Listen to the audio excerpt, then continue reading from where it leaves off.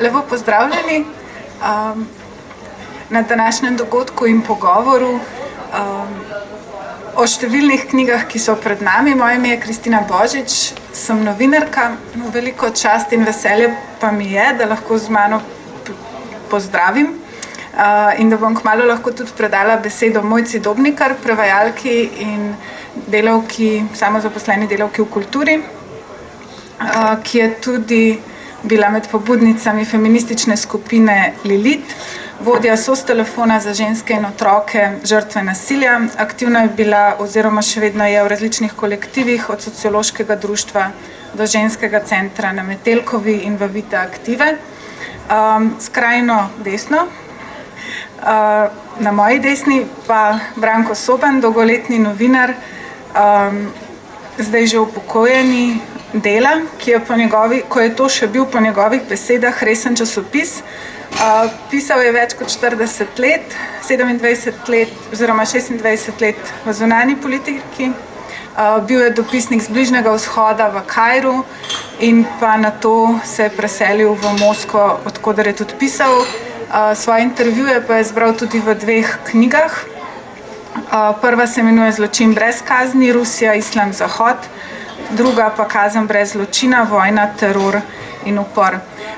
Današnji pogovor naš ima zame skoraj da tudi nekoliko enigmatski naslov Segregacija humanizma in kozmopolitstva, ampak pogovarjali se bomo v resnici o zelo zanimivih temah, ki mislim, da se nas dotikajo vseh. Nekako središče pogovora pa bo knjiga, ki je ravnokar izšla in ki je na sredini mize, najbolj pisana, avtorice Bell Hooks,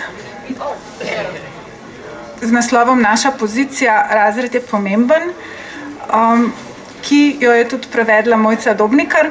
Poleg te knjige pa so z nami tudi knjige Vrnitev, spomini Palestinke Gade Karni, potem Dezorientalka od Negar Džavadi, zapiski o okupaciji Nablus Kalkilija Hebron Erika Hazana, Thomas Bauer, ki je napisal Kultura dvoumnosti, drugačna zgodovina islama, Teror trajne svobode, vojna v Afganistanu in Pakistanu slovenskega avtorja Vasja Badaliča in pa temeljno delo Franca Fanona Črna koža, bele maske. Knjiga, ki je najbolj sveža iz tiskarne, je pravzaprav delo Glorie Jean Watkins, 67-letne intelektualke, feministke, ki prihaja v bistvu iz ameriškega juga in je knjigo napisala in je v bistvu v angleščini šla tudi že leta 2000, pred terorističnimi napadi leta 2001, ki se zdi, da so v veliki meri spremenili svet, v katerem živimo. Govori svoje pozicije, torej hčerke temnopoltih staršev, delavske družine, ki pa je potem v bistvu uspela skozi šolanje ustvariti si tudi v bistvu drugačno pozicijo, ampak ves čas potem tudi pravzaprav zelo skeptično gledala tako na intelektualni svet, kot tudi na vprašanje tega, kako uspešna je bila odprava rasizma oziroma kakršnihkoli oblik diskriminacije v družbi. Zdaj, Ljubljana, sploh med obiskovalci iz celega sveta, ponavadi velja za izjemno belo mesto. In tudi glede same barve kože ljudi, hkrati smo nekako v krogu intelektualcev, se zdi, in to ni v tem opisu žaljivka. Vseeno je prevajanje težko delo, ki zahteva veliko časa, narejeno je pa z veliko ljubezni, se zdi tudi. Pa me zanima danes, v tem času, kaj so vse pomeni te knjige, ki je pred nami, kako je pravzaprav nastajalo njeno življenje v slovenščini.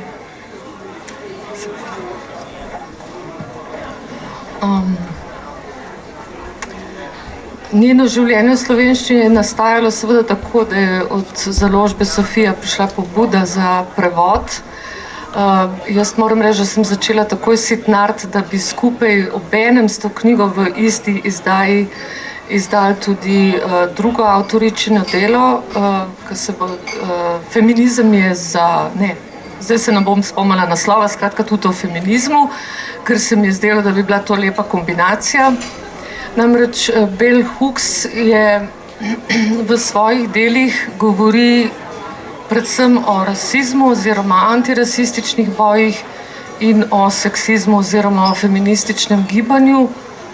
To je pa, kot sama pravi, njena prva knjiga, v kateri je zavestno izhajala iz razrednega položaja. Skratka, hotela je osvetliti še eno od diskriminacij, prikrajšanj družbenih, ki se dogaja ljudem.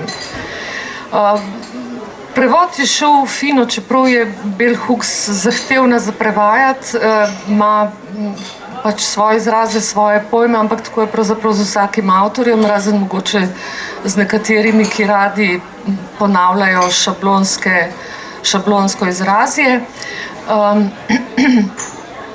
Kaj bi rekla, da je bilo meni posebno pri tej knjigi? Način, kako avtorica ves čas prepleta te različne vidike diskriminacije, to je prva stvar, ki mi je bila zelo zanimiva, in druga stvar, kako prepleta poljudno-teoretski pristop s povsem osebno zgodbo oziroma zgodbami. Govori namreč o svojem odraščanju kot ste rekli, na pretežno temnopoltem jugu oziroma točno rečeno v segregiranem črnskem okolju, v delavski družini, zelo patriarhalni družini, kjer je oče vrhovni poglavar in se mama temu tudi prilagaja, ker je zanjo, za mamo, uspeh že to, da se je dobro poročila. Dobro poročiti se je zanjo pomenilo, da si je našla moža, ki si je našel službo, jo obdržal, dela in prinaša domov zaslužek. Z eno posebno nežnostjo opisuje to obdobje, predvsem s poudarkom na tem, kako močna solidarnost je vladala v tem okolju, tem, kot rečeno, črnskem, segregiranem okolju, kako ni bilo pomembno, kdo je reven, kdo je bogat, kako zelo so ženske pazile na to, da so pomagale ena drugi oziroma drugim družinam, kadar so opazile, da je kakšna družina v stiski, in pazile ne samo na to, da bi pomagale, ampak tudi na to, kako so pomagale. Skratka, ne očitno, ne z opozarjanjem na to, da je nekdo v stiski, ampak na bolj fine, blage načine, tako da se nihče zaradi tega, ker je bil v stiski, ni počutil osramočen. Skratka, iz tega obdobja bi rekla, da poudarja predvsem ta čut solidarnosti in, da ne bom krivična, tudi versko okolje, v katerem pravi, so ljudje veljali za enake, ne glede na to, kakšen položaj družbeni so imeli oziroma koliko premoženja so imeli. No, potem preide pač na obdobje izobraževanja, visokega izobraževala se je na belskih univerzah seveda, kjer pa je ugotovila, da obstaja tudi črnska elita. Skratka, bogati črnci, ki si lahko privoščijo visoko izobrazbo in ki zviška gledajo na revne črnce. To je bil zanjo hud šok. Tega v svojem otroštvu ni spoznala.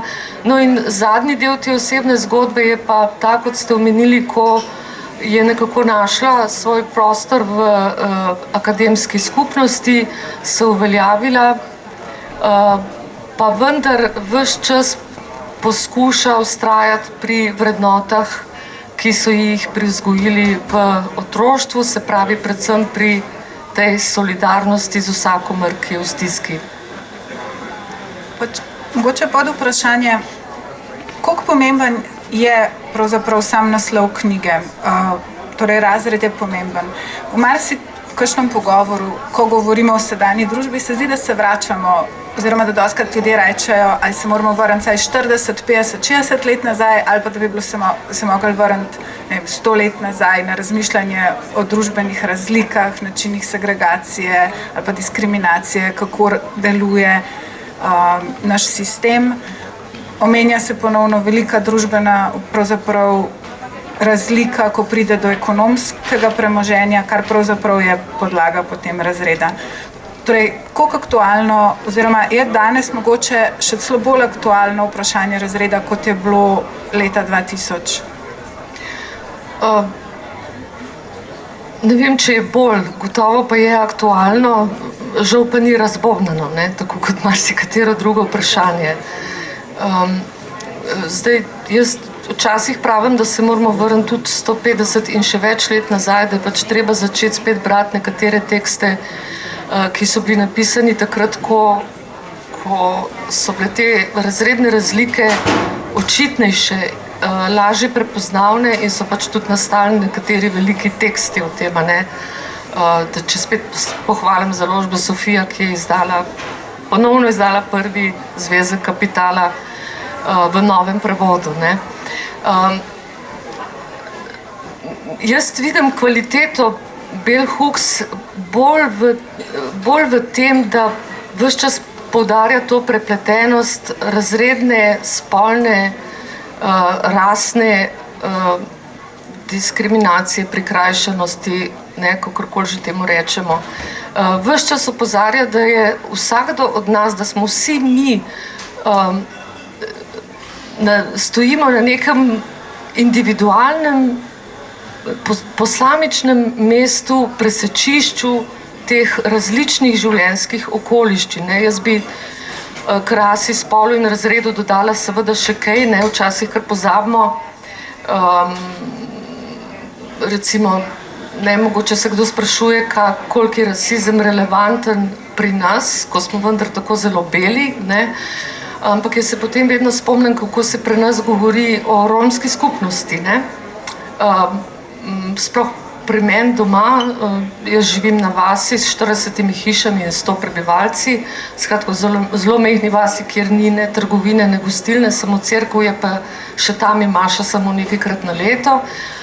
Tam Romi veljajo pač a priori za revne, če niso revni, je pa jasno, da so do nekega premoženja prišli bodisi s kriminalom, bodisi s delom na črno. Skratka, nasplošno govorimo o njih kot o neki enotni skupnosti, v kateri ni ne spolnih, ne razrednih, ne kakršnih koli drugih razlik. In v tem, recimo, se meni zdi čar te knjige Bell Hooks, ker ves čas prepleta te različne vidike diskriminacij in opozarja na to, da se nihče ne znajde samo v eni situaciji. Vsi smo vedno v različnih situacijah, v različnih položajih. Hvala. Zdaj, trenutni čas se zdi, da zelo zaznamujejo tudi migracije, oziroma saj fokus Evrope na migracije. In poleg, recimo, spolne ali pa narodnostne osnove vse bolj prehaja tudi v ospredje nekaj, kar imenujejo kultura, oziroma drugačno okolje, iz katerega ljudje prihajajo, drugačne tradicije in ne nazadnje od spodaj nekako, mogoče kar se ne reče, kar se ne sme, druga religija. Zdaj, novinar je vedno v nekak drugačnem položaju ponavadi kot navadni popotnik. Mi, kamorkoli potujemo, smo v resnici privilegirani beli ljudje. Pa me zanima poročati z krajev, odkoder zdaj vidimo, da prihajajo ljudje, tudi zaradi tega, ker se je ceno nafte plačevalo v življenjih, ali pa se pač slabo vest Evrope poskušali oprati na račun drugih. Kako poročati o teh krajih na način, ki novinarju je v zgled in ga ne spravlja v zadrego in ki hkrati pač je iskren še vedno oziroma zavezan poslanstvu humanizma in humanosti. Ja, tukaj je zanimivo. Jaz sem bil pač kar dolga leta dopisnik v tujini na Bližnjem vzhodu, v nekdanji Sovjetski zvezi, tudi sicer veliko potujem, v bistvu po vseh kriznih žariščih sveta in tukaj je prišlo do enega zanimivega paradoksa, ne. Jaz sem bil v različnih begunskih taboriščih, pri Palestincih, v Afganistanu, ne vem, v Siriji, v Aziji in zdaj z begunci sem se pogovarjal tam, ne, zdaj naenkrat so pa vsi tile begunci sem prišli, ne. Tako da zdaj v bistvu ni več treba tja, zdaj so vsi tukaj, ne. Kako poročati, ne, o teh kriznih žariščih? Jaz mislim, da temelj razumevanja kriz, ki se dogajajo v svetu, recimo, če govorimo o palestinsko-arabskem konfliktu, je poznavanje zgodovine, ne. Če ne poznaš zgodovine, ne poznaš sedanjosti. Vsaka kriza, ki jo doživljamo danes, ima svoje zgodovinske korenine, ne, ki segajo daleč nazaj. Palestinsko-izraelski konflikt gotovo že več kot 100 let, ne, od prvega sionističnega kongresa leta 1897 v Baslu. Zame je poznavanje teh zgodovinskih korenin konfliktov temeljno, ne. Če tega ne poznaš, ti ne razumeš, kaj se v resnici dogaja, ne. To je zame pomembno, seveda, in ko si na prizorišču, moraš ujeti čim več zgodb ljudi, ne. Ne poslušati politike, politiki, jaz pravim, vedno lažejo, ne. To je znameniti izrek začetnika ameriškega preiskovalnega novinarstva Isidore Stone, ko so ga študenti vprašali, na kaj naj bodo pri svojem delu posebno pozorni, je rekel, vlade lažejo, ne. Vlada in politiki nikoli niso ne smejo biti glavni vir informacij, ti moraš iti po informacije na drugo stran, ne, k ljudem, ne. Ko sem se pogovarjal z zelo znanim libanonskim pisateljem Eliasom Hurjem, mislim, da v slovenščino še ni preveden, pa bi si zaslužil, ne, to je eno najbolj znanih literarnih imen na Bližnjem vzhodu. Tudi je, mislim, da se njegova najpomembnejša knjiga imenuje Sončna vrata. To je v bistvu prvi roman o Palestincih, o palestinski krizi, ne. On mi je rekel izjemno lep stavek, ne. Zgodovino pišejo zmagovalci, ne, poraženci pa pišejo zgodbe, ne. In velikokrat so zgodbe v bistvu pomembnejše, dragocenejše od zgodovine, ki jo pišejo zmagovalci, ne, ker zgodovina zmagovalcev je zmeraj samo en pogled, ne. Ta drugi pogled lahko dodajo tisti, ki so to vojno izgubili. Zato jaz, ko potujem, ko poročam, ko pišem, so zame pomembne zgodbe, ne. Kaj govori uradna politika, to vemo, ne vemo pa tistega, kako o tej krizi, o oni krizi razmišljajo ljudje, ki so žrtve tega. In to je po moje pri novinarskem poročanju iz kriznih žarišč najpomembnejše. Zdaj, kar nekaj tukaj knjig pravzaprav se dotika teh krajev. Vrnitev govori o Palestini in izkušnji Palestinke, ko se vrača pravzaprav domov oziroma v kraje, iz katerih prihajajo njeni predniki.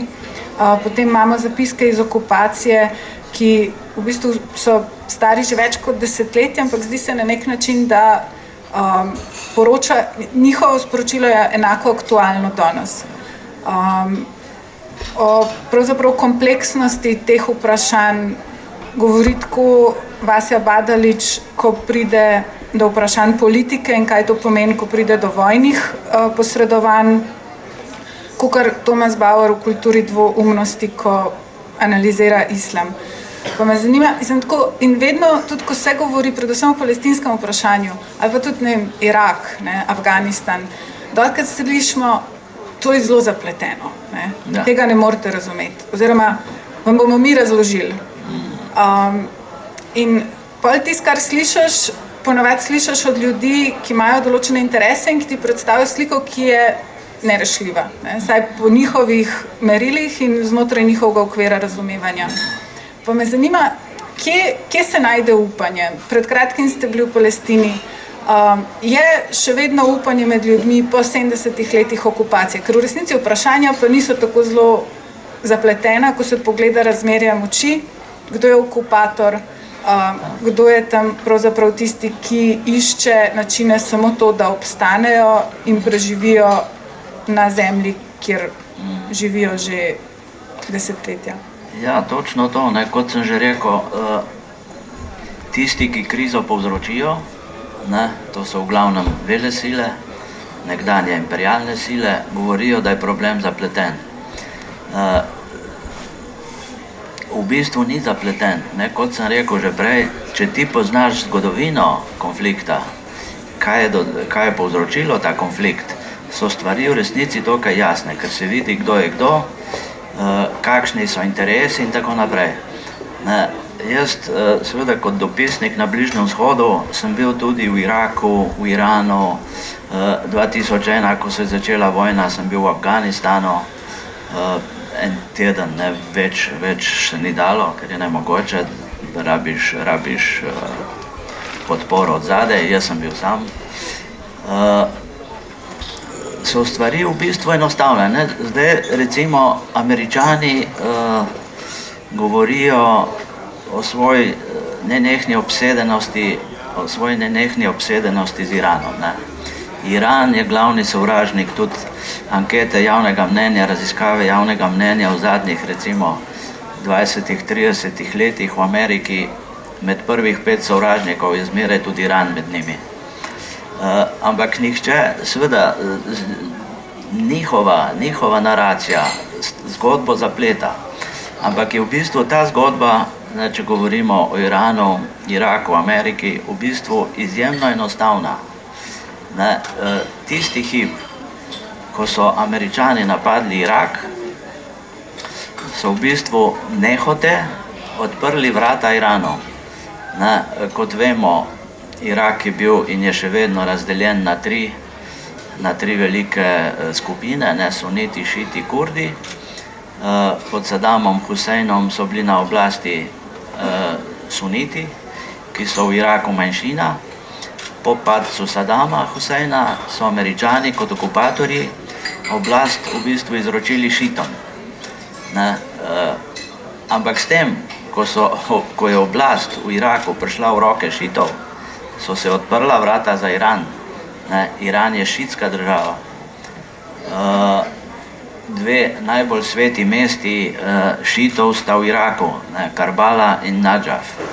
Se pravi, tega v Ameriki, v State Department, v Beli hiši nihče ne pove, da so sami odpirali vrata Iranu, ki danes po ameriških trditvah povzroča probleme v Iraku, te proteste in tako naprej. In tudi pred dnevi so prišli v javnost tile cables, Iran cables, ki sta jih skupaj objavila New York Times in Intercept, kjer govorijo o nenehnem vmešavanju Irana v iraško politiko, ampak to so v bistvu povzročili Američani s tem, ko so napadli Irak in v bistvu so oblast predali v roke šitom, ne. Šitje so pa bratje. Ne. In s tem, ko je Iran dobil v bistvu svoj močan vpliv v Iraku, se je s tem ta šitska os v bistvu potem nadaljevala še v Sirijo in Libanon. Ne. V Siriji vlada šitska manjšina alavitov, v Libanonu je danes glavna politična sila Hizbolah in so Američani v bistvu, zdaj, hote, ne hote, očitno niso gledali tako daleč, v bistvu sami povzročili nastanek te šitske osi, ki jo hočejo danes presekati na vse možne načine. Ne. Se pravi, razumevanje, poznavanje stvari, zgodovine, konflikta je danes ključ, da v bistvu zapletene stvari, kot jih predstavlja politika, razložiš na bistveno bolj enostaven način. Ker recimo jaz se spomnim predvsem v Iranu tega, da so ljudje znali bolj citirati John Stewarta, ki je bil takrat pač zelo popularen komik v Ameriki, kakor mi, ko smo prišli. Vsi smo gledali Sovražnika drugih, to je bil film o času v vzhodni Nemčiji in Stasiju, ker so se oni počutili kot take. In tudi, ko so razlagali pravzaprav svojo politiko, so razlagali predvsem o tem, da si želijo spoštovanja. Ne. Zdi se, mislim, kako hitro se lahko ujamemo v te, pravzaprav nekako zdi se matrice, ki so nam usiljene strani politike, šiiti, suniti, na koncu samo ljudje, koliko daleč gre lahko to? Ja, tukaj ste omenili v bistvu najpomembnejšo besedo, ki je danes pomembna na Bližnjem vzhodu in v arabskem svetu, dostojanstvo. Arabska pomlad je izbruhnila v Tunisu in se potem širila naprej v Egipt, Sirijo, Libijo in tako naprej zaradi dostojanstva. Vsi tisti diktatorski režimi so s svojimi sodržavljani v bistvu ravnali kot s tretjerazrednimi subjekti, kot ne z ljudmi. Zato je tudi prišlo do tistega upora v Tuniziji, ko se je Bouazizi zažgal in je pol ta v bistvu njegov samozažig povzročil požar tudi v sosednjih državah. Ne. Žal se je ta arabska pomlad potem končala žalostno. Žalostno se je pa končala tudi zaradi tega, ker so v bistvu Evropa, zahodne države, nikoli v arabskem svetu niso podpirale ljudstva, zmeraj so podpirale režime. Ne? Recimo nekdanji francoski predsednik Sarkozy je predlagal Mediteransko unijo. Ja, s kom? A z Mubarakom, a z Gaddafijem? Ne? Njim so tile režimi ustrezali, ne? Ker se z diktatorji lažje pogovarjati o biznisu, o nafti, kot pa z vlado, ki je sestavljena iz različnih političnih strank, ne? Kar bi prinesla demokracija v arabske države. Ne? Tako da tukaj za arabsko pomlad in za tragičen konec te pomladi so v bistvu v veliki meri krivi tudi Zahod, Evropa, ne, ki ji v bistvu demokracija v tem delu sveta ne ustreza. Mojca, prej ste omenila,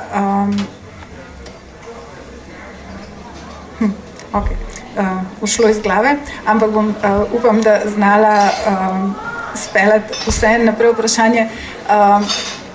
Ja, to, da se bi bilo mogoče treba vrniti ne samo 100 let, ampak 150 let nazaj, se učiti iz bojev, ki so že bili izbojevani. Kot prevajalka zdaj pristopate k knjigam iz jezikovnega stališča, ampak vseeno, tudi Bell Hooks v knjigi pravzaprav govori o bojih, ki so bili že izbojevani, o stvarih, ki so se jih ljudje, ki so se borili za večjo pravičnost, za večjo enakopravnost, ki so jih že poznali, ki so jih že vedeli. Koliko so te izkušnje prevedljive? Koliko se lahko, oziroma zakaj niso bolj?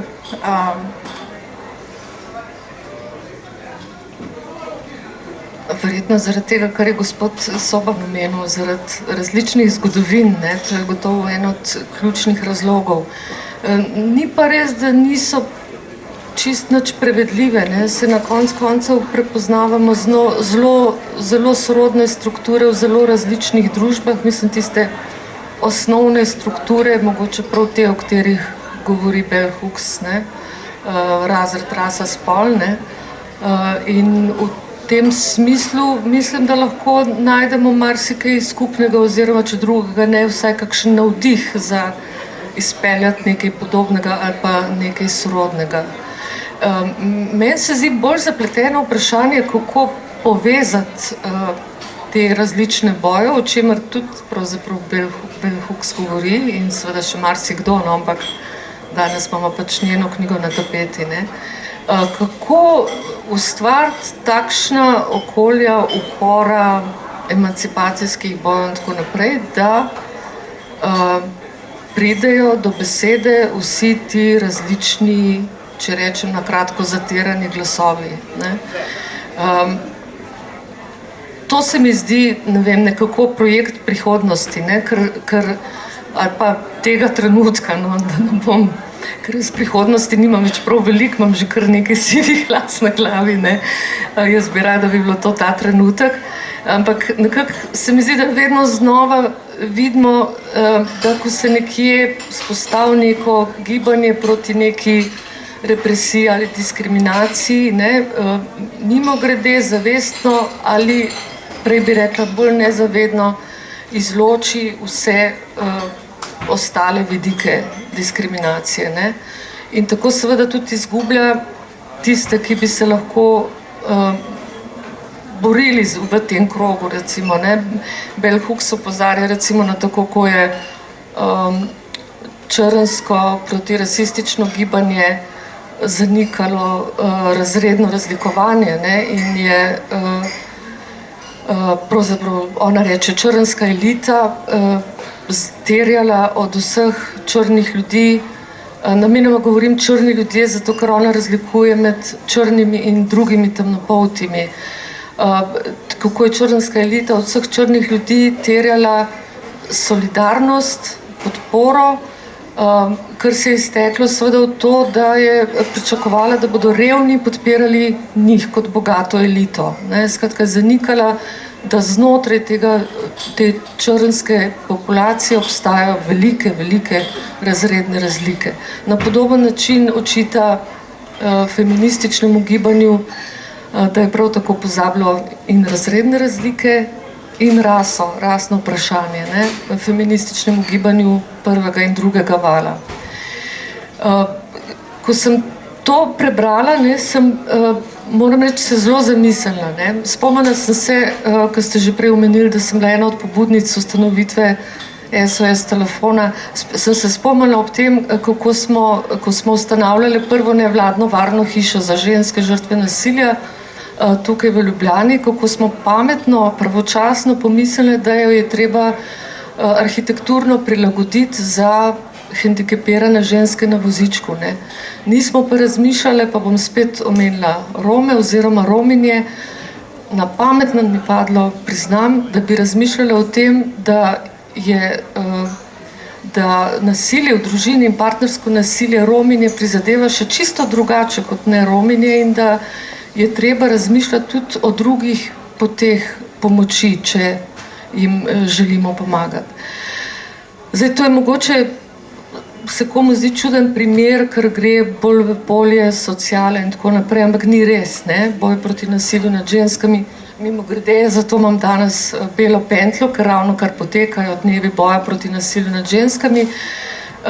Tukaj ne gre za socialno vprašanje. Socialno vprašanje je samo del emancipacijskega boja žensk, ne, dokler bo, kot poroča OZN, ravno kar po najnovejši raziskavi, nasilje v družini in partnerskih odnosih glavni vzrok smrti žensk na svetu, potem je jasno, da je boj proti nasilju nad ženskami pač del ženskega emancipacijskega boja. No, ampak vprašanje, jaz nimam svoj odgovor, vprašanje za več kot $1 milijon, ne, kako povezati vsa ta različna emancipacijska gibanja, da ostane prostor odprt za vse, ne. Eden od zanimivih, bom takoj odgovorov, v zadnjih letih se je po mojem zgodil v Rožavi, ne, ampak to je najbrž stvar druge debate.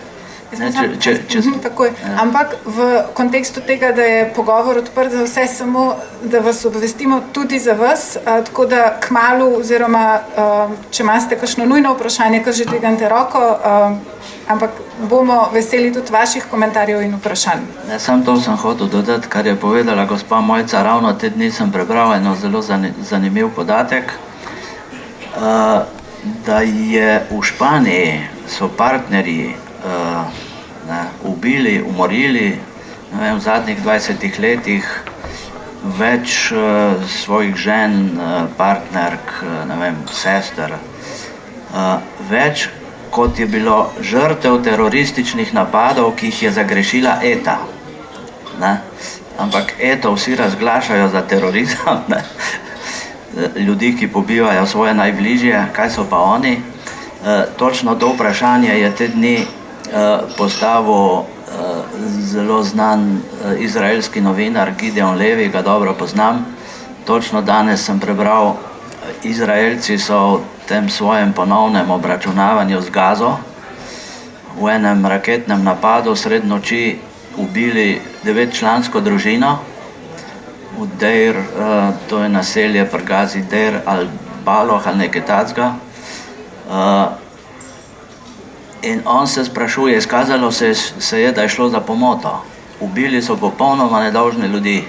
Od 9 članov družine mrtvih, ostala je 10-letna punčka, ona je edina preživela ta napad, ki zdaj nima nikogar. Ostala je sama na svetu in Gideon Levi v svojem komentarju pravi, Hamas je terorist, so teroristi. Islamski džihad so teroristi. Kaj so pa tisti, ki sredi noči z raketo ubijajo 9 nedolžnih ljudi? A to niso teroristi? Ne? Tukaj tudi mi ta besedo terorizem včasih, no zlasti politika to počne, novinari ne seveda. Ali pač? Ja, tudi nekateri, ampak to besedo terorizem izkoriščajo v bistvu politika za svoje imperialne interese, načrte, geopolitična preobračanja sveta, zlasti na Bližnjem vzhodu. Kar je spet paradoks brez primere, ameriška vojna proti terorju. Kaj je to?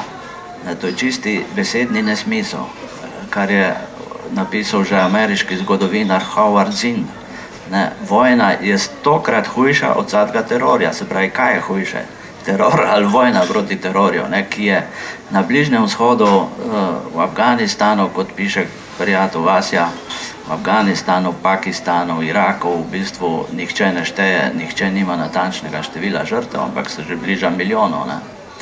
In podobno se v bistvu dogaja tudi tukaj v Palestini, ker izraelska vojska nekaznovano pobija tako rekoč vsak dan. Gideon Levi v tem komentarju, ki sem ga omenil, napisal, da je izraelska vojska ob teh 9 mrtvih nedolžnih ljudeh rekla samo, šlo je za napako. Nobenega opravičila, nobene kazni, noben ne bo šel zaradi tega umora nikamor zapor. In ne vem, v današnjem, tudi v Evropi, mislim, ker živimo v Evropi, se vse to tolerira. Tudi ko gre za v bistvu to grobo obračunavanje s Palestinci, to, kar počne izraelska politika, to je čisti apartheid. Jaz ta dogajanja na Bližnjem vzhodu in Palestini spremljam že 30 let, odkar sem bil dopisnik v Kairu. Zdaj sem bil septembra 14 dni znova v Izraelu in na zahodnih ozemljih. Mislim, položaj je katastrofalen in je iz dneva v dan hujši. Iz dneva v dan hujši, to je čisti apartheid. Recimo, ko je v Južni Afriki vladal apartheid, ko je bil Nelson Mandela v zaporu, se je zaradi južnoafriškega znašanja nad črnskim prebivalstvom, je bila Južna Afrika bojkotirana na vseh področjih. Na političnem, ekonomskem, športnem, športniki niso smeli sodelovati na velikih tekmovanjih. Današnja izraelska politika do Palestincev je popolnoma enaka, če ne celo hujša, ampak nihče ne bojkotira takšne izraelske politike. Nihče ne ukrepa, v bistvu tudi zaradi, jaz temu pravim, sindrom holokausta, zaradi občutka krivde, ki so ga zagrešili Evropejci, zlasti Nemci, si nihče ne upa kritizirati izraelske politike. Čeprav je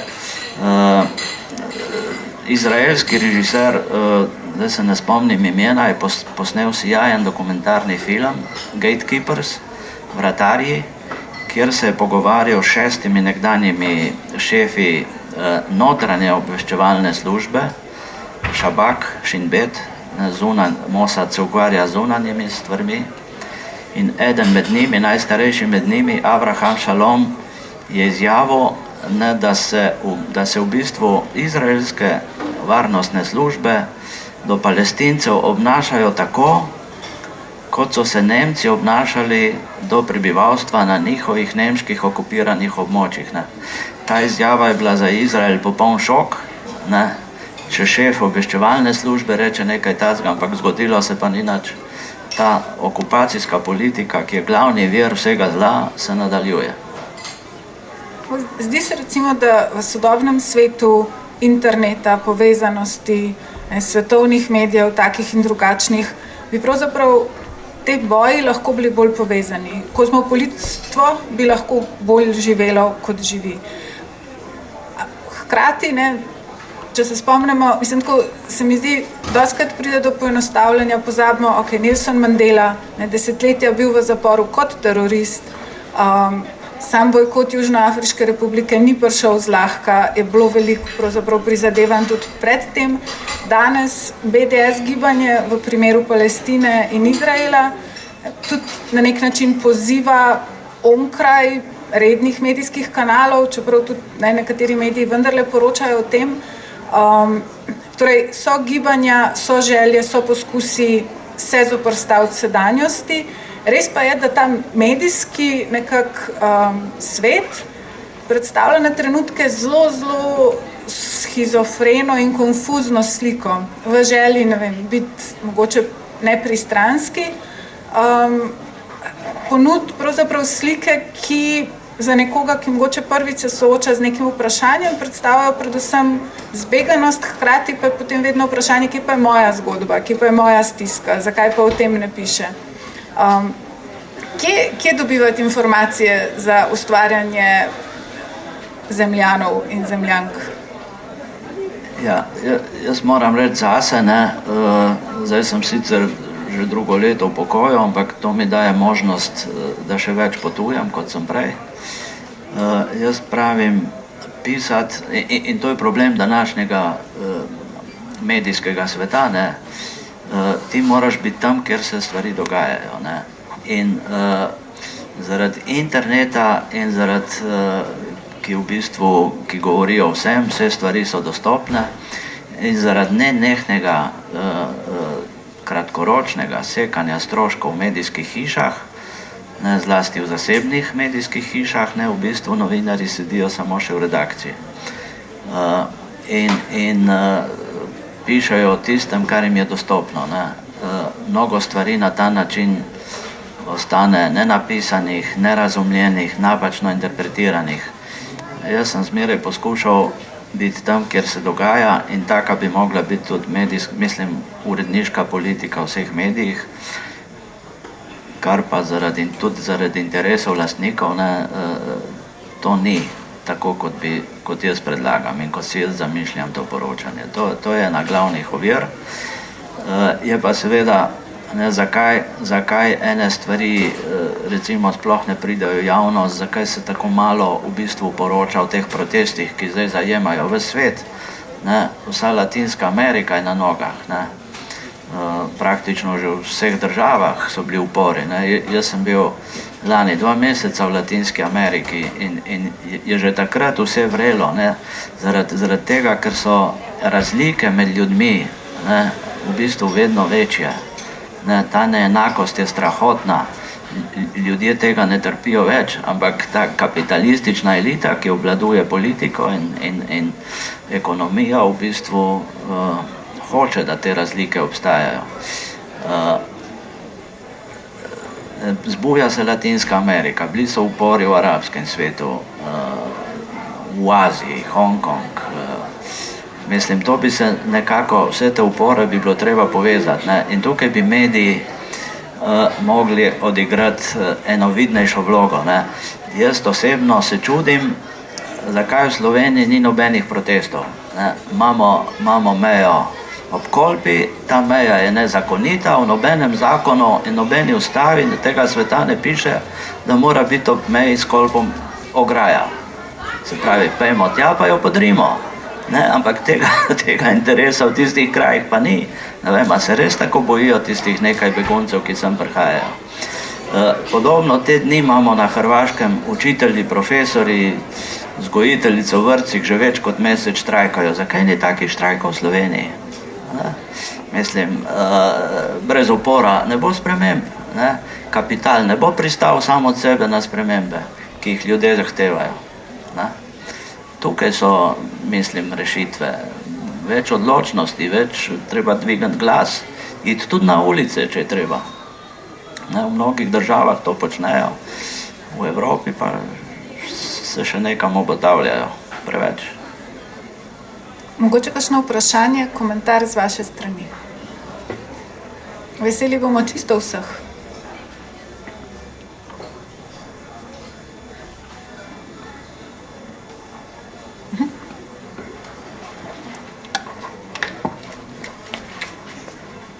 Jaz sem v bistvu komentar in prvi del se tiče Bell Hooks.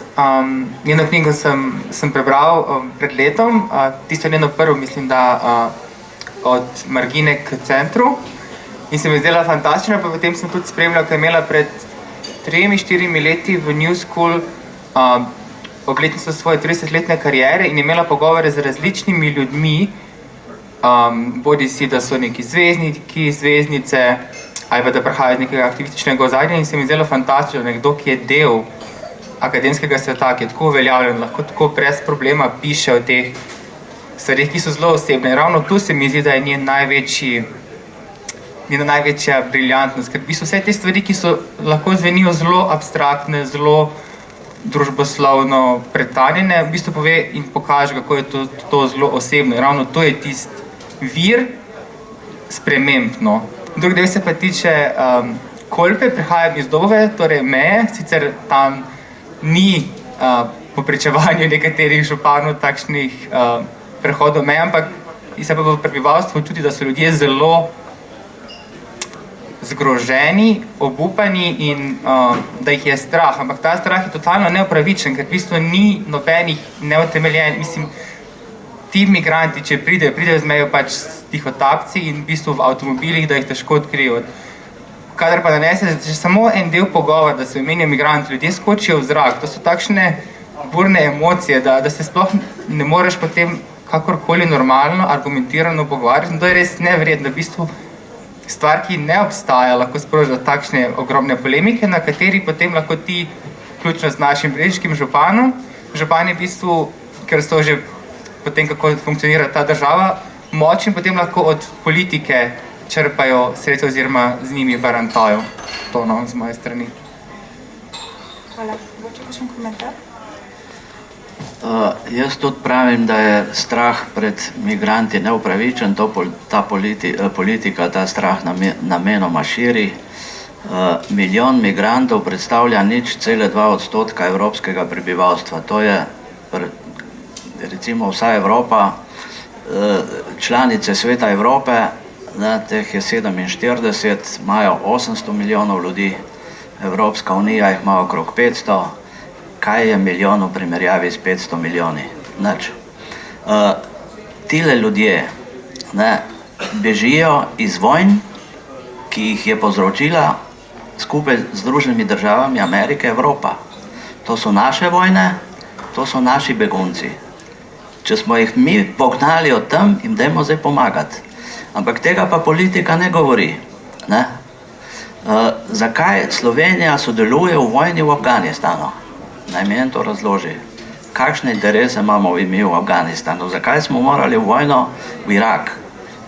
Pač pravijo članstvo v NATO. Ja pa, mislim, ni treba slediti vsaki neumni ameriški potezi.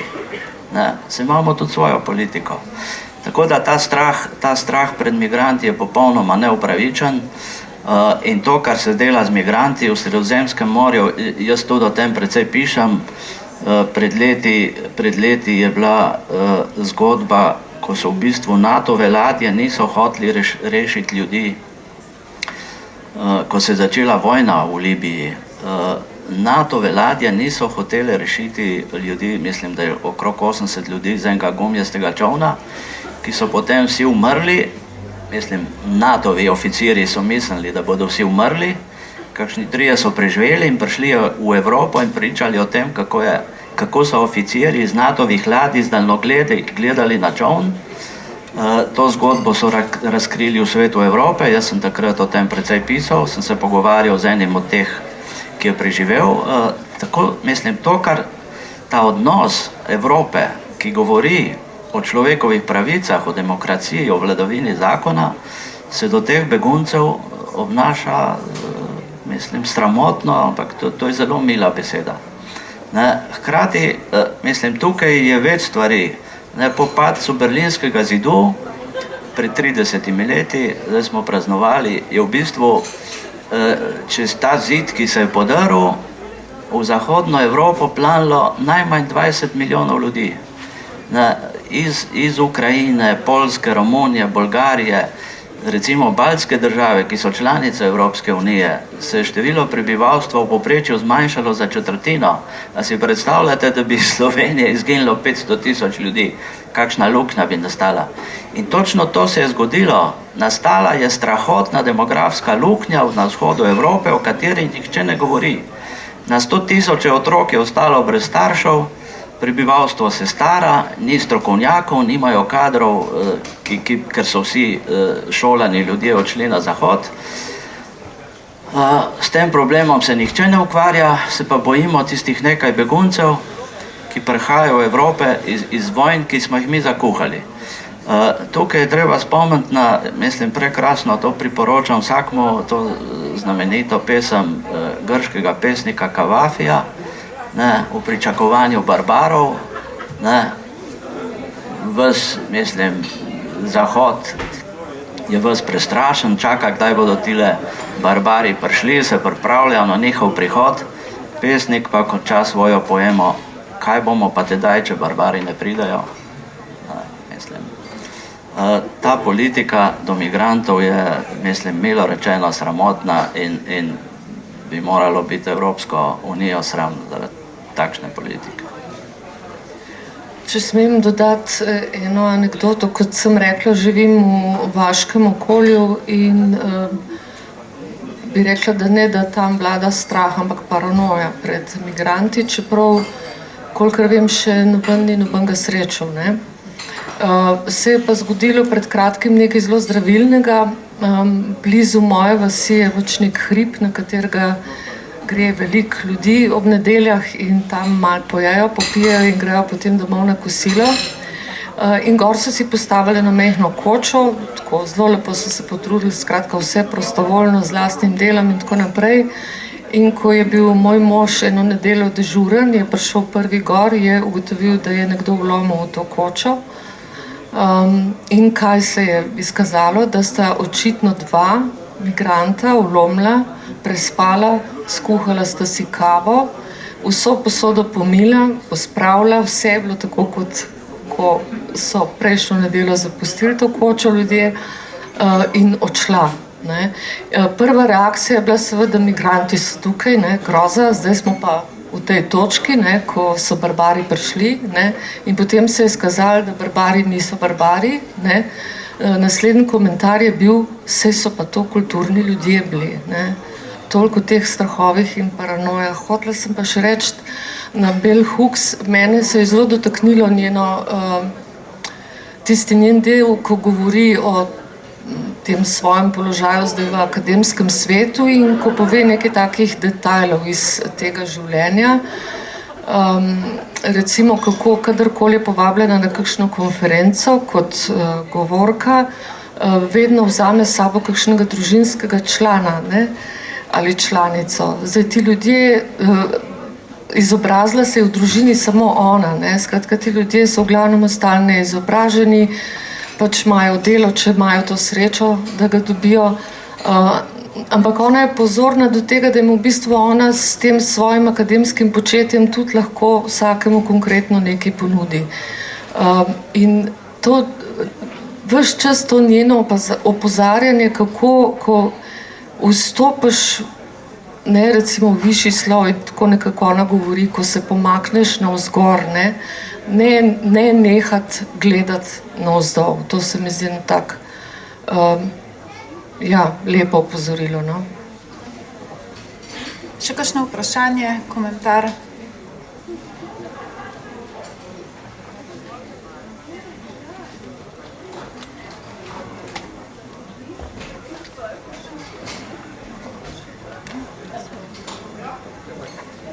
Ja, zdravo, Eden, tukaj sem.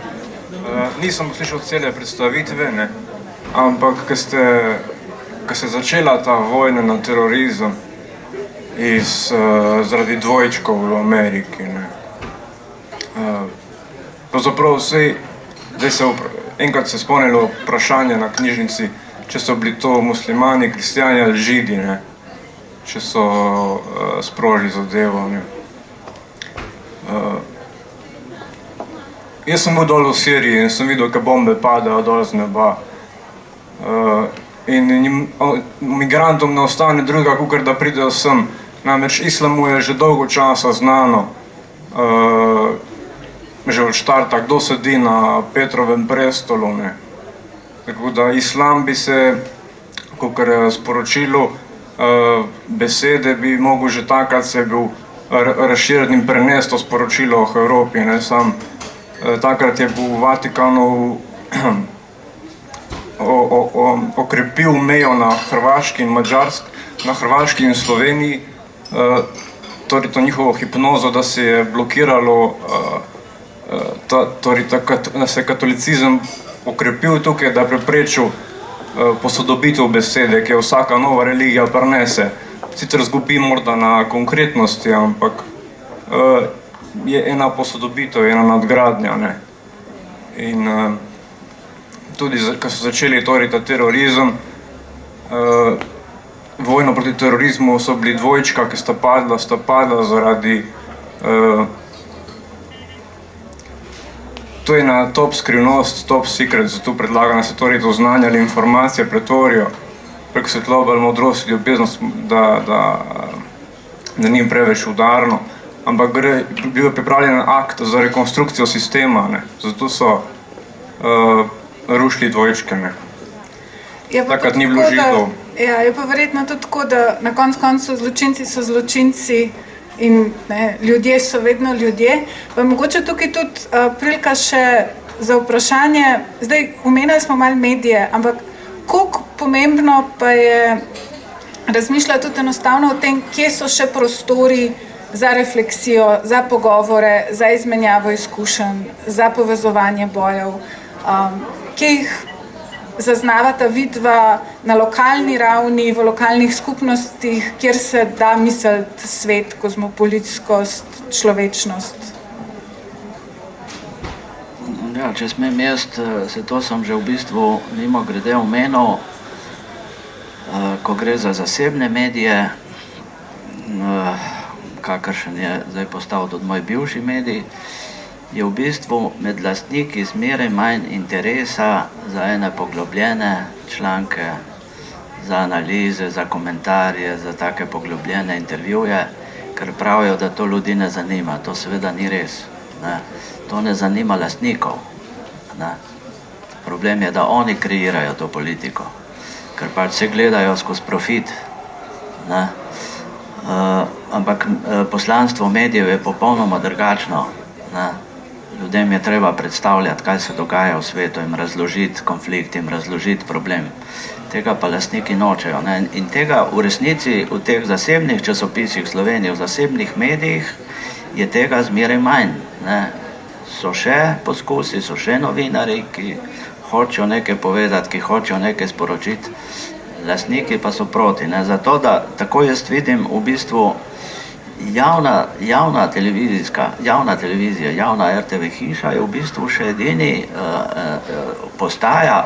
postaja edini otok enega tacga novinarstva, kjer še hočejo, še poskušajo nekaj narediti, ker v mojem časopisu, ne vem, v drugih tudi, je to zmeraj težje, ne, ker pač lastnika to ne zanima, ne, ker pač se gleda skozi prizmo profita.